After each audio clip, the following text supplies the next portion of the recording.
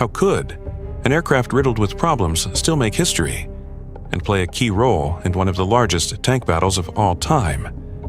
Let's dive into the story of the Henschel Hs 129, a plane that, despite its flaws, became a legend in its own right.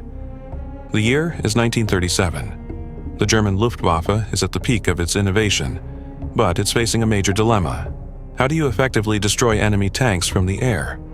The famous Stuka might dive in with a scream, but it's slow, vulnerable, and only marginally suited for the job.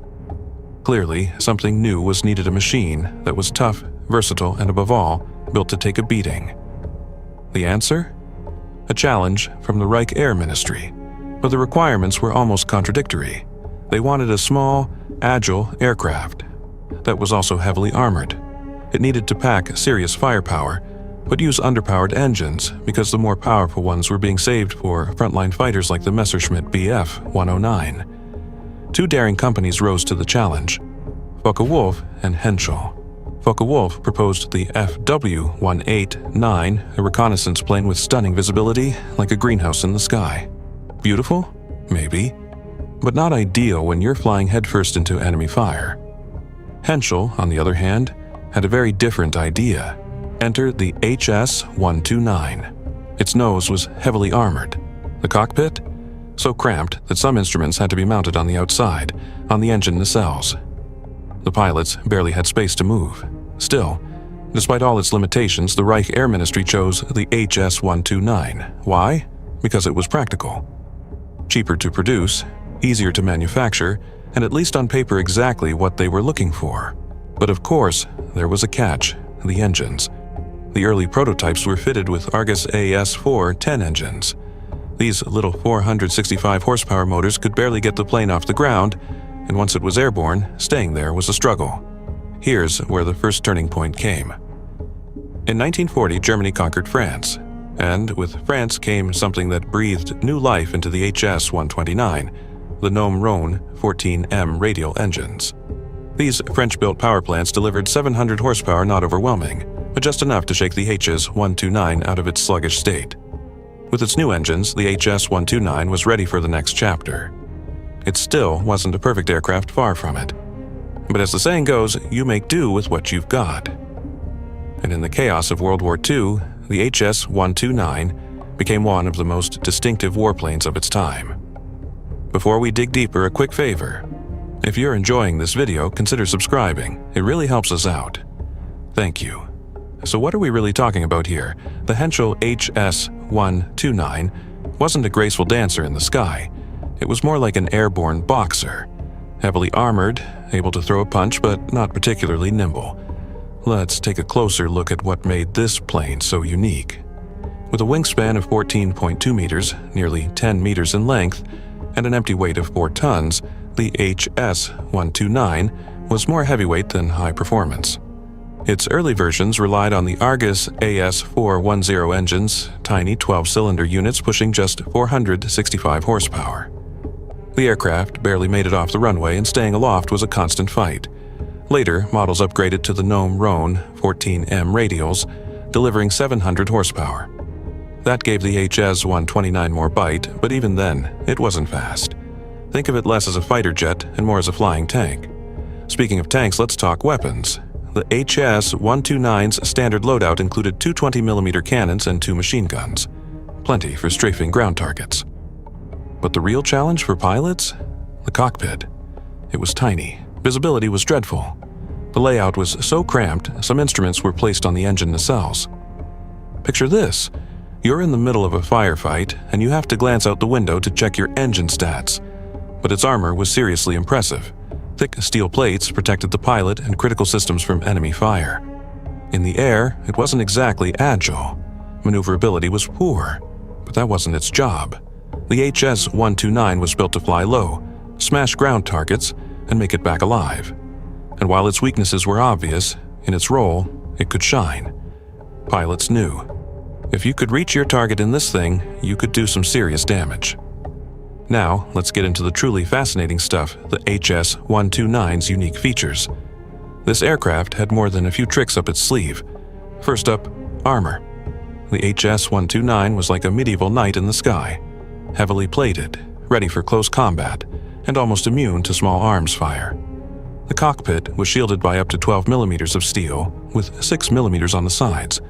Ground troops could blast away all they wanted, most of it just bounced off. Even the fuel tanks and engines were protected. Next, the weapons. This is where the HS-129 really became a monster. Standard configuration, 2 20mm cannons, 2 machine guns, solid stuff. But when things got serious, it got upgrades. The MK-101, a 30mm cannon, was perfect for light tanks. Then came the BK-3.7, a 37mm gun that struck fear into the hearts of medium tank crews. But the crown jewel, the BK-7.5, a massive 75mm cannon. So large it was almost absurd, but devastating. With it, the HS-129 became a flying tank destroyer, capable of taking out even the heavy Soviet IS tanks with a single hit.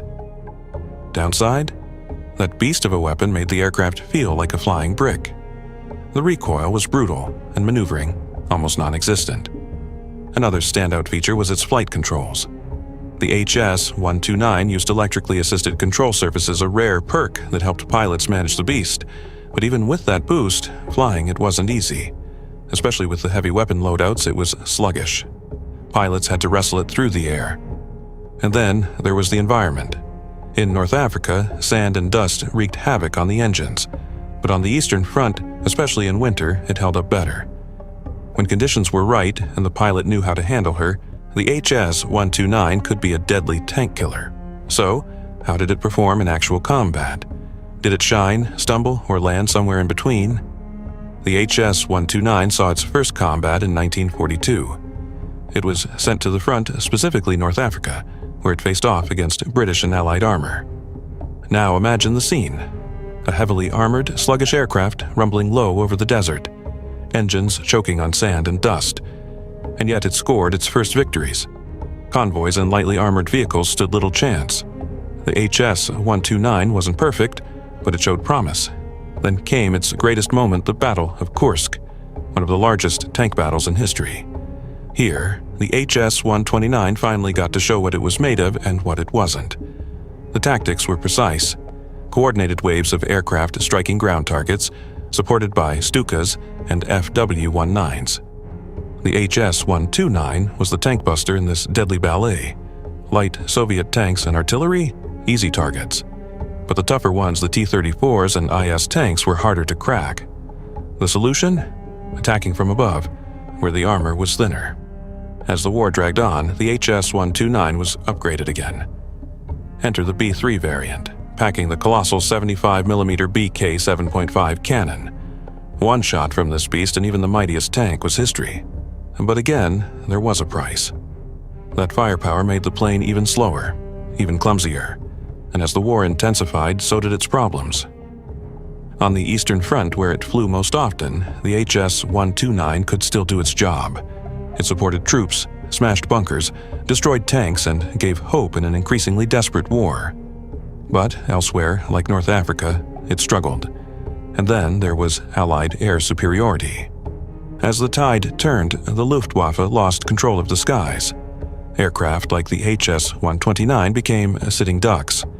Slow, exposed, and without proper air cover, they were easy prey for enemy fighters. Add in mounting technical issues and a shortage of spare parts, and the HS-129's operational life grew shorter by the day. And that, in the end, is the story of the Henschel HS-129. A flawed machine, but one that still carved out a place in aviation history. Now it's your turn. What do you think about the HS-129? Was it an underrated hero, or just a product of its time? Share your thoughts in the comments, we'd love to hear from you. If you enjoyed this video, leave a like, and if you haven't already, hit that subscribe button and ring the bell so you never miss a new story. Thanks for watching, and we'll see you in the next one.